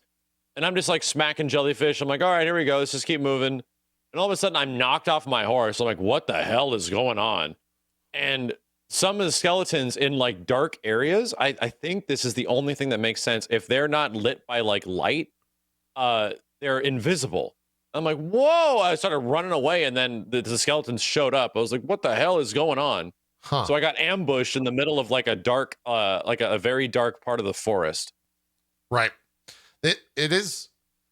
There's a lot of creatures that are part of the environment that, like, I found myself constantly just clicking in the stick to see if it was going to lock on. And those skeletons sit at the sit underneath the bridge, hanging from a rope, and when you pass underneath them, they fall on top of you. And I loved that. Like, that was so fucking cool because I didn't see that the first time I passed through. When I was coming back a second time to see if I missed anything, I noticed that there was like 4 skeletons hanging from this bridge that I could sit there and target with a ranged weapon. So it was really badass. Zeke, I know you had a segue. Let's hear it. I did sort of. It's a little bit past now, but mentioned story. Yeah. That's my favorite thing, or one of my favorite things, is the story and the lore and kind of like putting the pieces together. And I'm wondering, like, how to, like, just, can you give me a little bit of the story? I think the story that I gathered was you're in the land. What is the area is called, like the land between places or land between something. And something like the in between, or something the land's very in much between. like that. I think it's the land's in between, I think is what it is. And you you're don't tarnished. You're a tarnished. You don't really know why you're there. You stumble upon someone because you need kind of like they basically call you a champion when you find this person. And I feel like in order to like progress through whatever this area is, whatever this place is, you have to have a champion, because when you go into the main quest area, the like first Dark Souls dungeon, one of the first bosses that you encounter is definitely serving the lord of that area.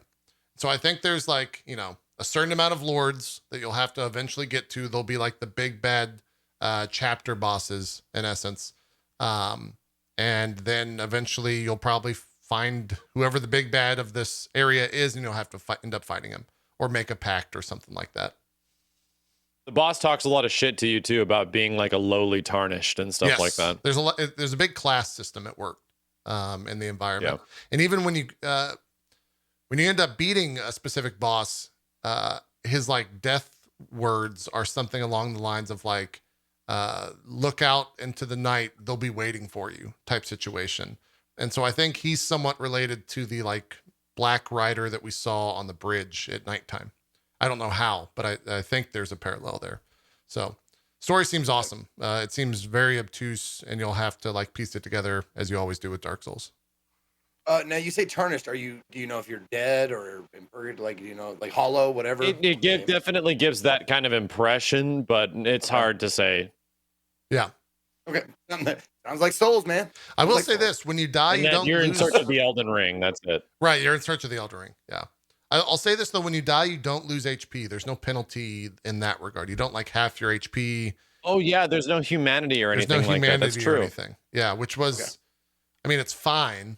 I feel like that is definitely a knock for the game, like being easier. If you want that argument to come into the conversation, it definitely has that. But I didn't find it to be a hindrance, or I didn't miss it. Right, like. It's essentially like Sekiro / Bloodborne, where just the humanity system seems to be gone. Yeah. Okay. Yeah. No, there's no way to like. It's not like Bloodborne where if you lose health, you can like get it back by slashing, like getting in there and mixing it up. No. Okay. No. Cool. Is there a lot of the lore from the other Dark Souls games came from picking up items, weapons, armor, all that shit? Is that still the case? Is there there's descriptions on everything.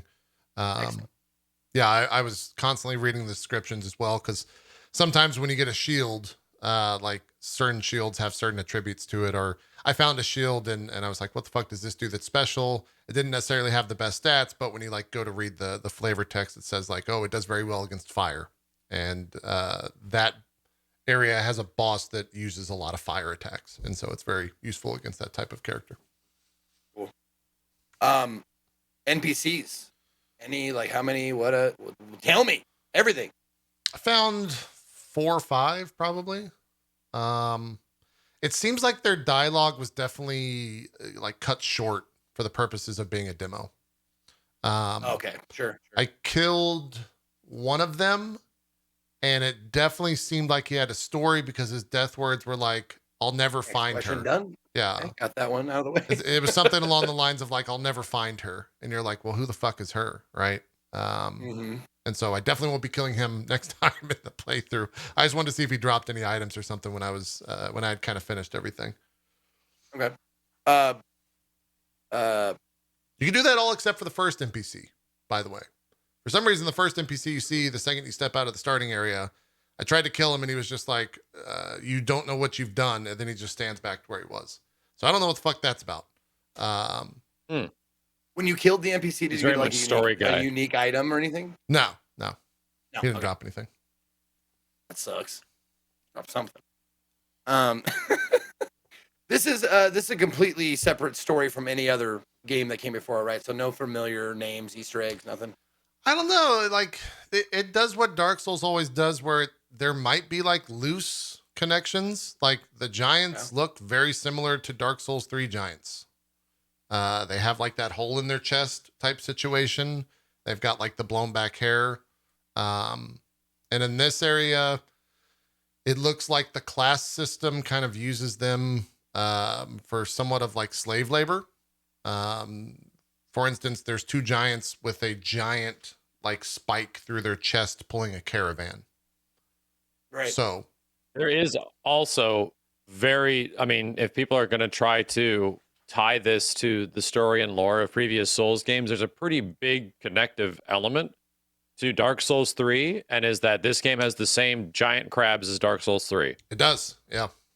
Like the identical So, crabs. I don't know how Vadi Vidya is going to make a video about the crab Crabs. being the same exact crab from Dark Souls 3 in the marsh, but it's the same damn crab.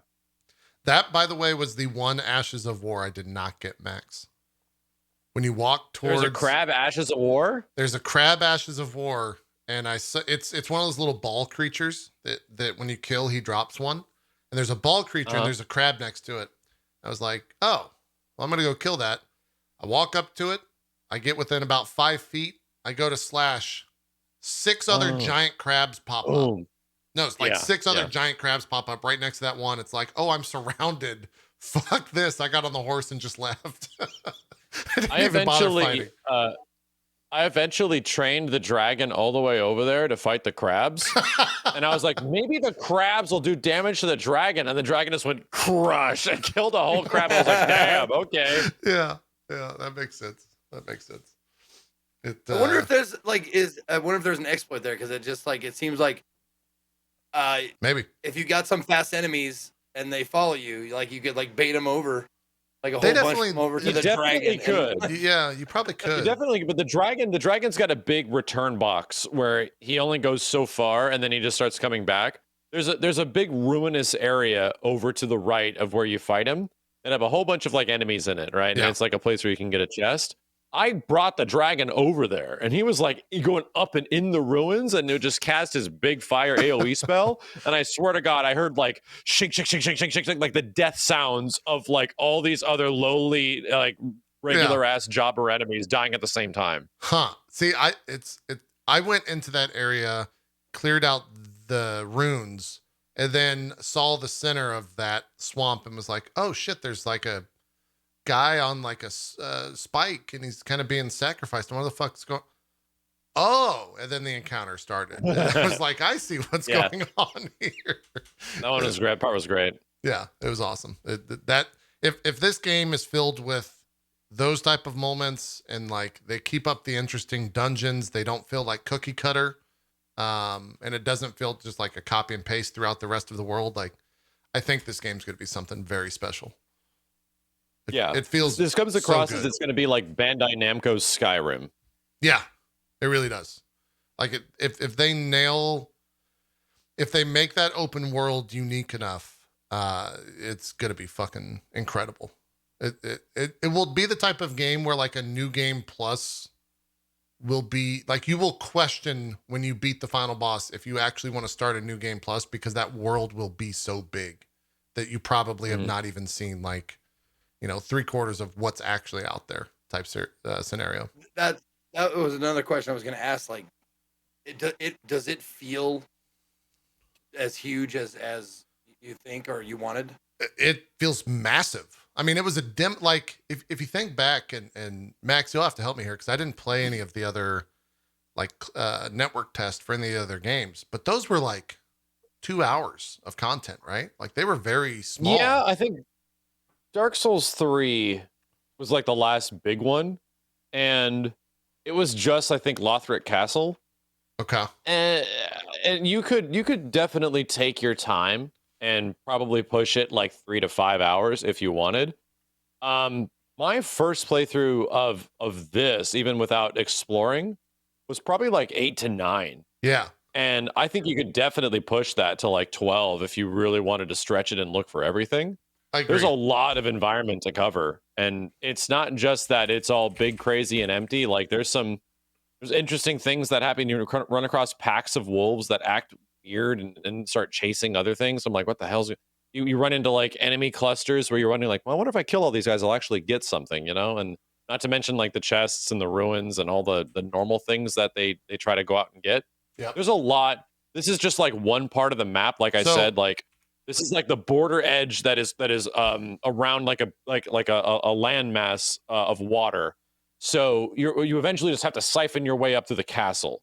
And that seems like the focus, obviously, of the demo, because there's a big fog wall that prevents you. There's like a demo fog wall around the majority of the island.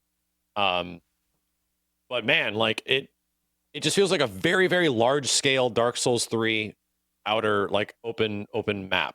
Yeah. That you might have remembered from that game. I didn't realize this. Chat tipped me off to this. In the trailer that I guess they showed last week, there's the full map. So I know what areas I was in, and it's I think it's up here. I think we were in this area. Yeah, that's definitely, because that's the beach. It was like this continent right here, which means that's maybe a fourth. Is this the full map? I don't know if it's the full map, but it's definitely a big ass map compared to what we saw. Right. So we're actually missing a bit of what our map was, because it's a bit north. It's the top left middle. Yeah. Yeah. Up there is where you eventually make it to. You see those two big circly do things like in the middle? Yeah. You couldn't make it to the bottom one. Right. The bottom one was like locked off from a fog wall. So we got, and the complete right-hand side of it was also locked off from a fog wall as well. So that seems big. Oh, wait, no. I'm looking at it wrong. If you go down, I can't JP down to the right, that's the area that was locked off. Yeah. Yeah, right here. So this ramp, right here, there's a wall, and you can't go into this ramp, and it looks like that ramp leads over to the rest of it. But we couldn't go over to this area. This ravine was also walled off, kind of like or no, it was this right here, because this is where the caravan's at. Yeah. That ravine was the Bloody Finger ravine. Yeah. So we had like this probably in terms of actual gameplay, and that was 10 to 12 hours, depending on how 8 to 12 hours, I guess, probably a better amount of time. And I would say that's, if not a third, maybe a fourth of the map. So somebody's saying, another content creator is saying that it's like 1/12 of the whole map. If that's the case, this game's like 100 hours. And it's fucking huge if that's the case, which is awesome. A lot to do. Yeah. Now, is this a? I know it's probably a stupid fucking question. You're gonna berate me for it, but is this a regular Souls game start to finish? It's just a different, like, it's a more open world, or is it like? Yeah. Okay. I think that's an apt way to put it. Yeah. Like it's. Yes. If this game was called Dark Souls 4, there would be no argument. Yeah. Okay. When Breath of the Wild came out, everyone said Breath of the Wild is going to change game development of a lot of games. This is the Dark Souls devs having played Breath of the Wild. This is what they have created. Like it is There is no doubt in my mind that they went and played Breath of the Wild and they built it into Dark Souls. Now hold on a second. The descriptions I've heard, since I didn't play much Breath of the Wild, up for whatever, we've gone over that. The description I heard that Breath of the Wild made Breath of the Wild really, really cool was that, like, if you see it, you could probably go there. Like, is that? That's the case. I was on the Okay. beach and I looked up and there was a castle and there's a part of the castle that has like a gap on a bridge. And I thought like, I wonder if I can get up there. Like an hour later, I'm on that bridge looking down at the beach. Okay. Of like, oh fuck, this is exactly where I was. Right. But I think how Breath of the Wild is like, quote unquote, not accessible as in easy, accessible as in like, oh, I can go there, I can get there. Can't climb. There's a lot more in Breath of the Wild there that is like, I can go there, I can get there. There's nothing to do there. You know, that's like true. a huge part. Or the things that are in between Breath of the Wild are essentially a lot of the same sort of stuff, where in between moment to moment is just another goblin camp or something like that between you and your next destination. This, like I said, doesn't really come across as that. It isn't as big and sprawling as a Breath of the Wild situation, where it's just, I'm just going to climb this, do this, go there. You know, it doesn't, everything is accessible in this map, but the map doesn't come across like that, where it says vastly empty in between. It's mostly like every area is designed for you to catch your eye and go here and go there. Yeah. The same way a Dark Souls map is, you know? Yeah, totally. Yeah, for sure. That's awesome to hear. Couple more questions, and then I've got to pee. Okay. Someone said something about map fragments that you have to find. Is that Yeah, that's how. So the in-game map doesn't pop up until you find the fragments, and you're given a fragment. Tedious? No, you're given a fragment by doing the main quest pretty early on. Oh, okay. Okay, you don't have to go out and search them. You get them just doing the MSQ. Okay. No. By the way, someone posted this is the big map, which, if that's the case, whoa, that's a lot bigger because this is the area that we were talking about.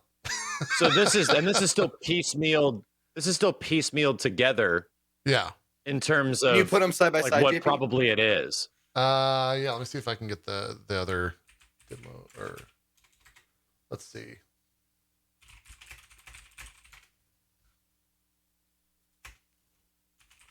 It's definitely stupid huge compared to what we're seeing here. I don't know if I'm able to so there's real quick. There's a very specific chunk in the bottom right that we were able to play. Yeah. Yeah, and it's actually there's so much water that it does represent a pretty good chunk of the map. I wouldn't say it's like 1/12, but if we're not seeing the whole map, which we might not be seeing here, because I think they only show so much. You know, with all that water, is there ship travel or boat travel? Anything? I don't know. Didn't seem like it. It didn't seem like it, but Max, I don't know if you saw when you were on the island. Let's just go with that. Let's not explain what's on there. When you were on the island, if you looked out into like the west-ish, I definitely saw some like sunken ships, woods sticking out of the ocean type shit. Yeah. And I really wonder like if we'll be able to go over there somehow. For example, if I don't know if you can zoom in on that island because your mouse is right there. Go back to the island and go down. Go up and to the left. There's like a barrel in the middle of the ocean. Yeah. I was like, the hell is that?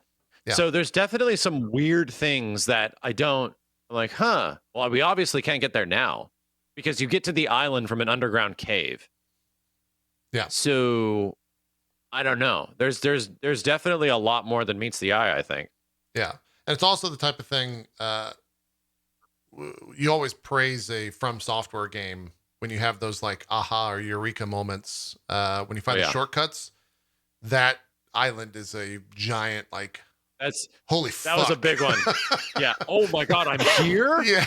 Like you're going through this dank cave, having no idea what the hell is going on, and then you appear and the sunlight is, and you're like, I'm on another beach.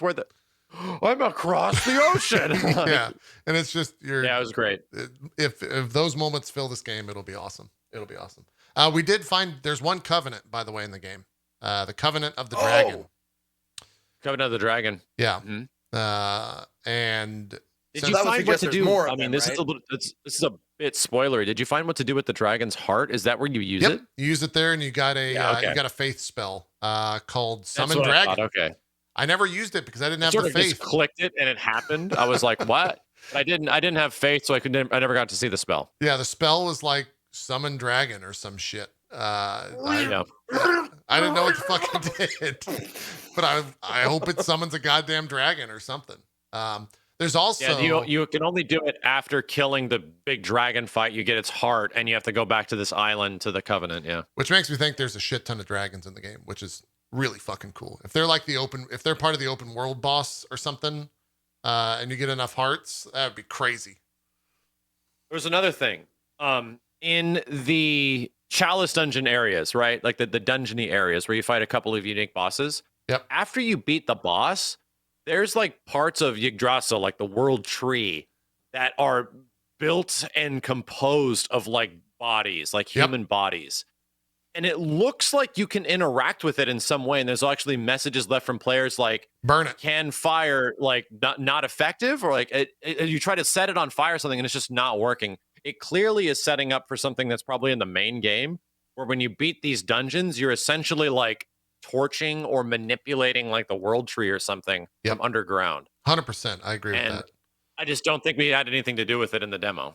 I agree. I think that stuff was locked out. Dude, I just had a fucking thought that I dare not hope. I kind of don't even want to say it out loud, but I want to mount a dragon, and I hope that they allow you to do that. Or something like that. You might be able to get to the islands or whatever. That'd be sick as fuck. Like, there's a lot of dragons. I mean, we've seen one other in the trailer where it's the hypest moment in that trailer from the Game Awards where he's catching a goddamn lightning bolt. Please, Rom, you shut your fucking mouth right now. Don't you shit on my dreams. It would be incredible. It'd be insane. I think you're definitely going to get better like yak armor and stuff like that. Yeah. There's definitely going to be moments where you get gear for your mount. Like, Yep. it's not in this version of the game, but it feels like that's just there. I agree. Yeah, it's like the more I talk about this game, the more I think about this game. It definitely seems like we know. forgot to even mention the new combat shit. Like what? You could block in this game and then like riposte after. So if you eat regular shield, sword, whatever, if you defend with that weapon and they hit you, you can counterattack right after with like a giant attack. Yeah. I never got that timing down. Yeah, it doesn't cost any of the unique abilities or anything like that. It's just like if for fighting game terms, it's called an alpha counter. When you block and during your blocking, you can attack after. It's like the exact same thing. That's so awesome. in moments where you know an enemy's attack pattern is like going to finish here, and like they go 1, 2, you soak 3 and go boom, and you slap them down. And it felt very satisfying against some bosses. Yeah, I never did that or pulled that off. So if that's the case, that'd be badass for sure. It seemed to work against like every weapon. Yeah. First one I'll answer myself. Could you ask if they have any opinions if one should play the other games first? Yes. Play the other games. Yeah, play the other games for sure. Play the other fucking games. They're fucking great. All of them. Play all of them. Like Max said, I think that this one will probably be the most accessible Dark Souls. And not in the way that like Twitter would have you think that it's like has an easy mode or it has invulnerability. It's just they've figured out ways. It's got too many stories. Yeah, it's like when you play, everyone's gonna have some unique, crazy thing that they did in the same exact way that everyone talked about Skyrim. Yep. There's so many different things. Like you can have summons, you can get 2 friends in there and fight stuff. It'll be the most accessible Dark Souls by a long shot, I would think. Okay. How's the haptic feedback on the controller for PS5? I didn't encounter any. I don't know if that's something that they're working on. Max, did you? I didn't even notice it. Yeah, I don't know if it was turned on at all. I actually think I've turned my controller off because it gives you so much extra battery life on that thing that I think I just disabled it completely. But yeah, multiplayer. Any like thoughts about the multiplayer? Or, I know there's not many people playing, but yeah, the invasions were fine. I know you can't. I don't think you can mount when you get invaded, and invaders get an item that teleports you to the person you invaded if they run off somewhere else, I think. In terms of like co-op stuff, I think you can get up to 2 people in your game, maybe one more than that. But I didn't really test it that much. Dark Souls has always been kind of a single player experience, and I've always Same here. I'm the type of person where it's like, well, if I summon someone here, I'm gonna have to deal with you summon someone for that boss. So I never bothered to summon anything. And I did try to, after I'd already defeated the boss, I tried to put up a summon sign before the boss to see if anyone was fighting it. And I think since it was the final night, everyone had already beaten the boss and no one was fighting it anymore. So I didn't have any experience doing co-op or anything like that. That's all I had. I think we went through all the ones I had. Cool. Yeah.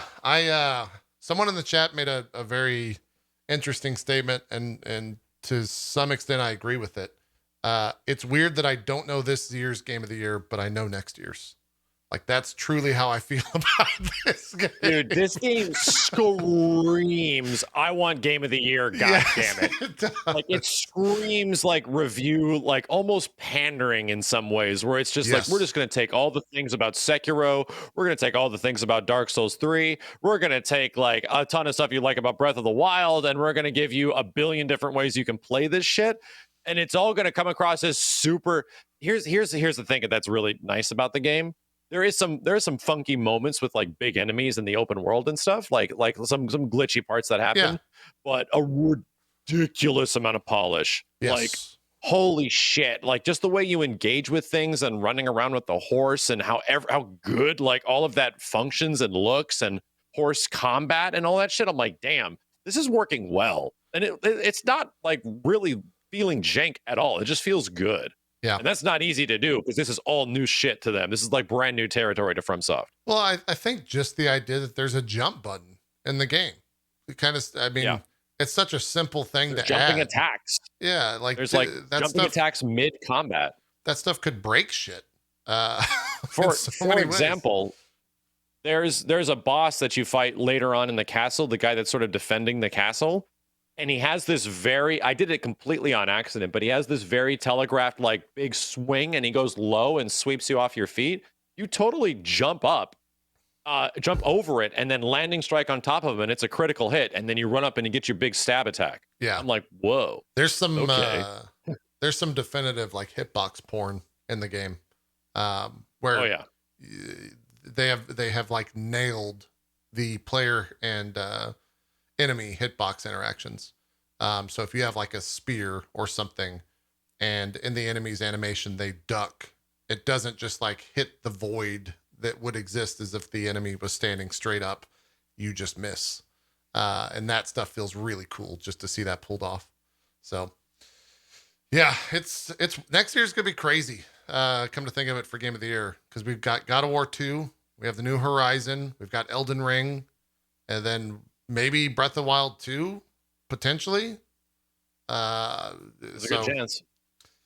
It's just going to be, that'll be a crazy year. And I kind of don't want to see the comparisons between Breath of the Wild 2 and Dark Souls, or Elden Ring, because they're going to be so frequent and so fast. And that's going to be a huge conversation piece, I think, if that ships next year. I think it already is a big conversation piece. So much so that like the first words that I wanted to say about it was that it's Dark Souls Breath of the Wild. And I truly. Yeah. And I actually disagree with it. I feel that it doesn't not, it has some Breath of the Wildy parts of it, just because it is naturally like a bigger scale, bigger scope version of Dark Souls. But to me, it really comes across as like a bit closer to something like Dragon's Dogma, which is open world. I might agree with that, but more. it's still absolutely like wide linear, right? They're still absolutely focusing you to go towards an area, and this is going to be the area where all the enemies are going to get harder right after this, you know? Yeah, I think I might. I haven't played Breath of the Wild or don't remember much of Dragon's Dogma. Compare it to Skyrim, and use small words so I can understand it. Skyrim also works, right? Like I think all 3 of those games have elements that have been used in this for sure. And so none of them are, I think, wrong. They all fit. Dragon's Dogma, I think, maybe has it from like a combat perspective because you can just wander into the wrong part of Dragon's Dogma in the beginning of that game and die like immediately because of how crazy it is. And that was one of the fascinating aspects of that game when it came out to begin with. So, and in DD, it's the sort of same approach where you can choose to like fight these enemies, or you can get ambushed in the wild and stuff like that by like crazy creatures. And that definitely happens a lot in Elden Ring, where it's just like, oh god, I'm way in over my head here. Like, fuck, I gotta get out of here. So, in the same way that like a lot of Dragon Dogma environment like sneaks up on you in many ways, that happens a bit in Elden Ring too. Yeah. So, it's great. It's awesome. Definitely. I think hype is apt at this point. If anything, I'm way more excited. Yeah, I'm more excited well. now than before I played it. Yeah. Well, we didn't know. Like I think going into it, I didn't know if it was going to be like just a straight up linear Dark Souls or if it was going to be like actual open world elements to it. And now having played it, I'm blown away by the fact that they have created that game. And if that map is really, yeah, if they have delivered a map of this size with as much small, possibly bigger, yeah, much small caves and cavernous areas to explore, I mean, that's like a dream game for me. It has everything that I would want from a video game. So it'll be hard for me to keep hype in check as we draw closer to that January date. But it seems like all the hype is warranted, and now even more so after having played it. It'll hopefully be great, and it'll be a long time before I can actually play it. It's definitively coming out in January as of today. As of today, yeah, January 27th. It's February. Or no, is it February? February. Yeah, it got delayed to February. Okay. Yeah. Yeah, that's what I thought because, I mean, for selfish reasons, CD-ROM phone. I'm hoping it doesn't come out in January. Yeah. Yeah, it'll be a wild first start of the year. I think that game will probably take over Twitch as well. Like it ticks enough boxes for every type of gamer out there that everyone's going to want to play it. And yeah, should be wild. So those are my final thoughts. Max, any other final thoughts? I guess people can go check out your YouTube video if they want some more information on it. Yeah, I talk about most of the same stuff we did, but pretty glowing first impression. I will say it's super addictive because of the way that world is designed. And it's like I said, and the Breath of the Wild comparison is that you sort of can get bored just running around Breath of the Wild looking for something until you're focusing on story stuff. In this, like, so many parts of the map were just pulling you, where it's just like, oh, I'm gonna go to bed. It's 5 a.m, and then wait a minute, that looks interesting. I'm gonna go run over there. 2 hours later, like something led me to something, I got attacked by wolves, led me to this, I ran over here, I died. Like, yeah, it really has, it's super addictive, where it's just like, man, like I wonder, so now what's going to be over here? Where the hell am I at now? Yeah. For me, the big telling moment of how addictive and how much I was enjoying it was I don't think I can think of a game where I've wanted to end stream to play that game. Like I've never encountered that before, where I wanted to stop streaming so that I could play a single player game. Cause I couldn't stream it, but I was like, I gotta go check out this cave. I gotta go, I skipped this cave. I didn't have a torch. So I gotta go fight this boss. I know there's things over there. I gotta do all this and I have a time limit, guys. I gotta go. I would just like end stream a little early to do all that type of shit. So yeah, it seems like it's going to be a good one. I think those are wow, we almost went 2 hours. I think those are our thoughts. Zeke, any other comments, questions like that? I know you got to run to the restroom, so we'll get ready for a break here in just a sec. No, I'm super hyped. It's going to be one of those rare day one hype games for me that I can't wait for. Like it's rare when I can't actually wait. Like I don't feel comfortable waiting. It's like, I'll play Metroid Dread down the line. I'll play, whatever down the line. But Darkest Dungeon 2 and Elden Ring are just like, I would not wait if I had the choice. Yeah. It seems like it's going to be a good one. So we will see come February. I wonder, you don't think we'll get another look at it, right? They're not going to do a second network test or anything, I would think. Probably not. Yeah. We'll just get more trailers. Yeah, probably more trailers. I hope they don't show anything new. Like if that I'd truly probably is the, stop watching trailers from this point forward. I if think that's I the might, case. yeah, I might adopt that plan as well. Although depending on how big the game is, if it's as big as that map, they could probably put some more shit from the opening of that game in there and fill a very awesome 2-minute trailer quite easily. So yeah. All right, let's take a break. We'll come back. We've had a little bit of breaking news out from Steam. So we'll cover that a little bit as well as some other tidbits, and then talk to Max and Zeke and see what they've been playing. So don't go anywhere. Thanks for watching thus far. We'll be right back after a quick 6-minute break with some more drop frames. We'll see you guys then.